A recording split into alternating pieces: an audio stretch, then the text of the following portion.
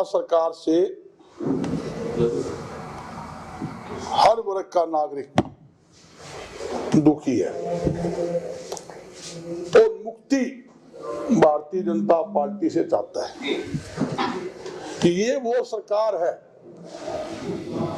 जिसने चाहे किसान हो, चाहे सरकारी कर्मचारी हो, चाहे छात्र हो, चाहे आंगनवाड़ी महिलाएं हो या चुने हुए सरपंच हो, सभी को तसल्ली से दुड़ा दुड़ा कर पीटने का काम इस सरकार ने किया है। यहां तक कि 5 दिन पहले ही हमारे तो कान पक गए लोग सुन के टीवी डिबेट के ऊपर, हमारा गठबंधन बहुत मजबूत है, बड़ा पवित्र है, 5 साल हमारी सरकार चलेगी। और रोज भारतीय जनता पार्टी के नेता बयान देते थे तीसरी बार भी मनोहर लाल खट्टर जी के नेतृत्व में हरियाणा की सरकार बनेगी, ये कहते थे। पिछली बार नारा दिया, अब की बार 75 पार और 40 में अटक गए। और दूसरा कहता था अब की बार यमुना पार।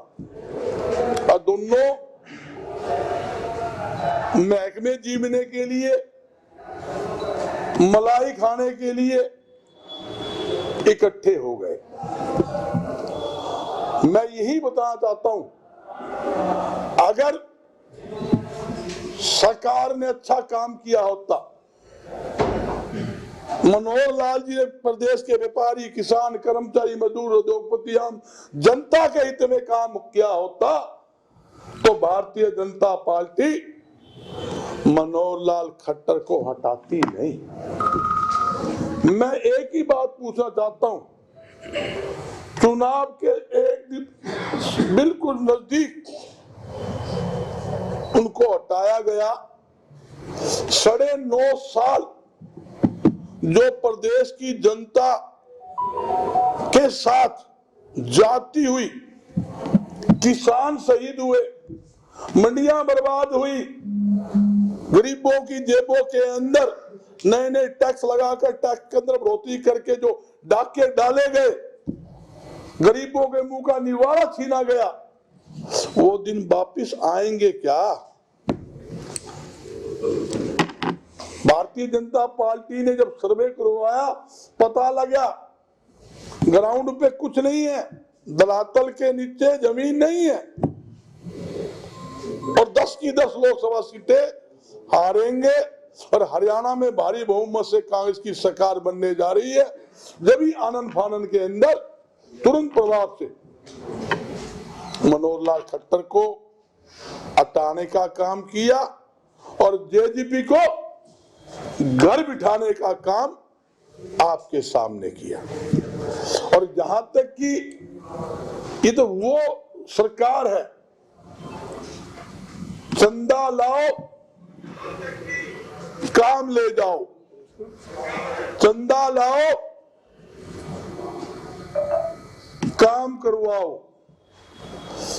आपने देखा चुनावी फंड के नाम पर आज पूरे देश प्रदेश के अंदर करोड़ों रुपए का जो घोटाला है, देश के अंदर सबसे बड़ा घोटाला ये चुनावी चंदा का है। और यहां तक कि सुप्रीम कोर्ट ने लगातार फटकार पे फटकार उनको दी जा रही है। ये भी आपके सामने है, पूरी जानकारी नहीं दी गई। फिर सुप्रीम कोर्ट ने कहा पूरी जानकारी, पूरे आंकड़े सहित आप पूरी जानकारी दीजिए। ये स्थिति ये चुनावी बांड के अंदर है। देख किस प्रकार आपने देखा उन कंपनियों को इन्होंने काम दिया जिन कंपनियों के ऊपर इन्होंने ईडी का और सीबीआई का 30 ऐसी कंपनियां हैं जो हमने चयन की है जिनके ऊपर ईडी और सीबीआई की कार्रवाई की गई। और ईडी की सीबीआई की कार्रवाई करने के बाद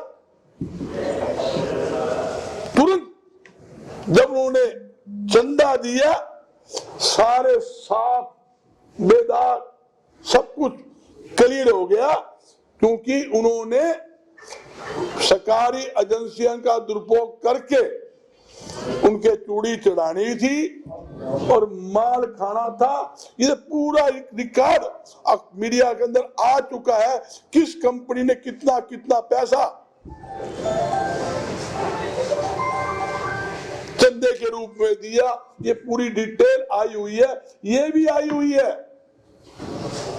चंदा के साथ साथ भी इन कंपनी पर कब कब ईडी की, सीबीआई की चेकिंग हुई, किस प्रकार उनको तंग किया गया, किस प्रकार उनको ब्लैकमेलिंग किया गया और ब्लैकमेलिंग करके उनसे चंदा के नाम से पैसे वसूले गए, ये आपके सामने है। और यहां तक कि ये आयुष्मान योजना, आयुष्मान योजना के तहत प्राइवेट हॉस्पिटलों के अंदर गरीबों का इलाज होता था, मगर हॉस्पिटलों वालों ने निर्णय ले लिया क्या कि हमारे 300 करोड़ रुपए से ज्यादा पैसा, ओनली हरियाणा की बात कर रहा हूं, ओनली हरियाणा का 300 करोड़ रुपए से ज्यादा का पैसा हमारा बाकी है। उन्होंने आज से आयुष्मान कार्ड वालों का इलाज करना बंद कर दिया। सरकार की जिम्मेदारी बनती है, सरकार हॉस्पिटलों के मालिकों से तालमेल करके बातचीत करके जो भी आउटस्टैंडिंग है उसको क्लियर करे और आयुष्मान के तहत गरीबों का इलाज प्राइवेट हॉस्पिटल में होना चाहिए। और मैं बताना चाहता हूं यहां तक कि गरीब आदमी आज की महंगाई के अंदर प्राइवेट हॉस्पिटल के अंदर इलाज नहीं करवा सकता, आप समझते हो। और जहां तक कि सरकारी हॉस्पिटल, मैं ये कहूंगा सरकारी हॉस्पिटल तो बुच्चड़ खाना है, मूलभूत सुविधा नाम की सरकारी हॉस्पिटलों में चीज नहीं है। बेड जो है बाढ़ में चले जाओ सड़ते हैं, दवाइयां नहीं है, मूलभूत सुविधा नहीं है, 50% से ज्यादा डॉक्टर में स्टाफ की कमी सरकारी हॉस्पिटल के अंदर है। ये भी 4 दिन पहले भी जब स्टूडेंट ने जो मेडिकल करवाना पड़ा, 8-8 घंटे लाइन में लगे, झगड़े हुए, रात को फोन आया गर्ग साहब ये स्थिति है, हम जाके वो फैसला करवाया, लाइन में लगवाया, 2 दिन तक उनको भी मेडिकल का सर्टिफिकेट नहीं मिले। ऐसी स्थिति सरकारी हॉस्पिटलों के अंदर है। ना अच्छी शिक्षा है इस सरकार में, ना अच्छी चिकित्सा है।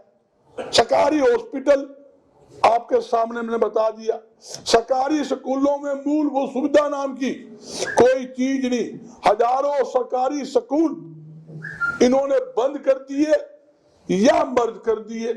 सरकारी स्कूलों में चले जाओ ना तो वहां आपको बच्चों को बैठने लिए बेंच मिलेंगे, सरकारी बिल्डिंग की हालत खस्ता हालत आपको मिलेगी और किसी प्रकार की मूलभूत सुविधा वहां नहीं है। बच्चों के लिए वहां शौचालय तक भी सरकारी स्कूलों में आपको नहीं मिलेंगे। ऐसी स्थिति आज की स्थिति कुछ नहीं, ऐसी स्थिति आज के टाइम ना चिकित्सा है ना सुविधा है और यहाँ सरकार पूरी तरह से फैल सिद्ध हुई है। और मैं दावे के साथ कहता हूँ आगामी लोकसभा के अंदर 10 की 10 सीटें यानी कि इंडिया गठबंधन हरियाणा में जीतेंगे और भारी बहुमत से हरियाणा के अंदर कांग्रेस की सरकार बनेगी। आप लोगों के सहयोग से बनेगी, जनता के सहयोग से बनेगी, जनता के आशीर्वाद से बनेगी। आपने खुद सुना मेरे अजीज दुर्सन जी ने क्या कहा इस रैली के अंदर, बोले भाई मेरे को रात को 12 बजे अमित शाह बुलाता है, बोला आ जा भाई। रात को 12 बजे जब हम गए उसने कहा भाई तू रोहतक चुनाव लड़ ले। दूसरे कहा मैंने क्यों मुरवा हो यार, बोला मैं तो चुनाव लड़ा को नहीं और सवेरे पहले समझौता तोड़ दिया। इसका मतलब भारतीय जनता पार्टी डरी हुई है, घबराई हुई है, उनको पता है आज स्थिति हरियाणा में इनकी क्या है वो बताना चाहता हूं। आज 3 बजे चुनाव का बिगुल बज जाएगा। तो मैंने इसलिए पहले हाईकमान से आदेश आया भाई ये मोटे मोटे एजेंडे हैं, इनको लो और बताओ क्या स्थिति है। और हमारा कांग्रेस पार्टी का हर कार्यकर्ता, हर नेता पूरे हरियाणा के अंदर घर घर जा रहा है, सीधे संपर्क कर रहा है।